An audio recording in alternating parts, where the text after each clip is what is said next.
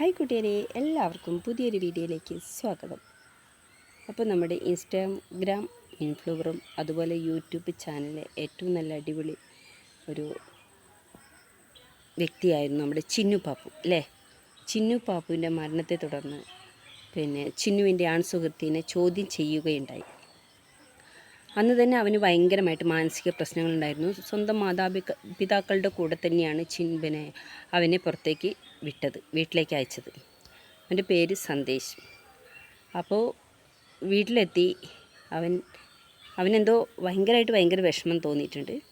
എന്തായാലും തൻ്റെ ഒരു സുഹൃത്താണല്ലോ മരിച്ചത്, ആ ഒരു വിഷമം അവനുണ്ടാവും. പക്ഷേ ചിന്നുവിൻ്റെയും സന്ദേശിൻ്റെയും ഫോണുകൾ ഇപ്പോൾ പരിശോധനയിലാണ്. എന്താണ് മറ്റ് കാരണങ്ങളെന്നറിയില്ല. ഇന്ന് നമ്മുടെ സന്ദേശ് വീടിൻ്റെ ഉള്ളിൽ തന്നെ തൂങ്ങി നിലയിലാണ് കണ്ടത്. തൂങ്ങി മരിച്ചിട്ടുണ്ട്. ചിന്നു ചെയ്ത അതേപോലെ തന്നെയാണ്. എന്താണ് ഇതിൻ്റെ കാരണമെന്നറിയില്ല. ഇതിൻ്റെ പിന്നിൽ മറ്റെന്തെങ്കിലും പ്രവർത്തനങ്ങളുണ്ടോ, മറ്റെന്തെങ്കിലും കാരണങ്ങളുണ്ടോ എന്നുള്ളത് അറിയില്ല. അപ്പോൾ അതെല്ലാം ഇനി ഫോണുകൾ പരിശോധിച്ച ശേഷമേ പറയാൻ പറ്റുകയുള്ളൂ എന്താണ് ഏതാണ് എന്നുള്ളത്. അപ്പോൾ അതും ദുഃഖകരമായ ഒരു വാർത്ത തന്നെയാണ്.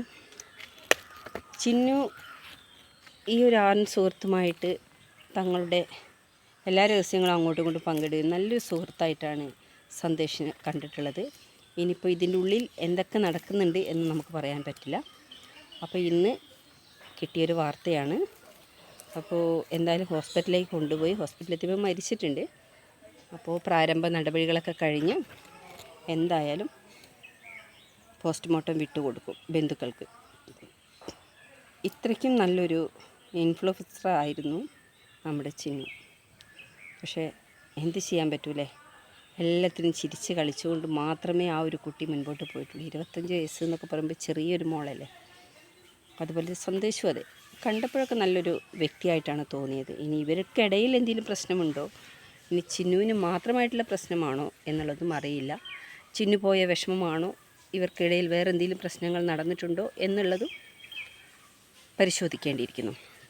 അപ്പോൾ എന്തായാലും എല്ലാ നടപടികളും കഴിഞ്ഞ് പോസ്റ്റ്മോർട്ടം ബന്ധുക്കൾക്ക് വിട്ടുകൊടുക്കുന്നതായിരിക്കും. പക്ഷെ ആ ഒരു വാർത്ത കേട്ടപ്പോൾ ശരിക്കും ഞാൻ ഷോക്കായി പോയിട്ടോ. സുഹൃത്തുക്കൾ എന്ന് പറഞ്ഞാൽ ഇങ്ങനെ ആയിരിക്കണം. ഇതാണ് സുഹൃത്തുക്കൾ. നോക്കാം നമുക്ക് എന്തായിരിക്കും ഇതിൻ്റെ പിന്നിൽ നടക്കുന്നത് എന്ന് നമുക്ക് നോക്കാം. എൻ്റെ ഈ ഒരു കൊച്ചു വീഡിയോ നിങ്ങൾക്ക് ഇഷ്ടമായിട്ടുണ്ടെങ്കിൽ ലൈക്ക് അടിക്കാം, കമൻറ്റ് ചെയ്യാം, സബ് ചെയ്യാത്തവർക്ക് സബ് ചെയ്യാം. ഓക്കെ.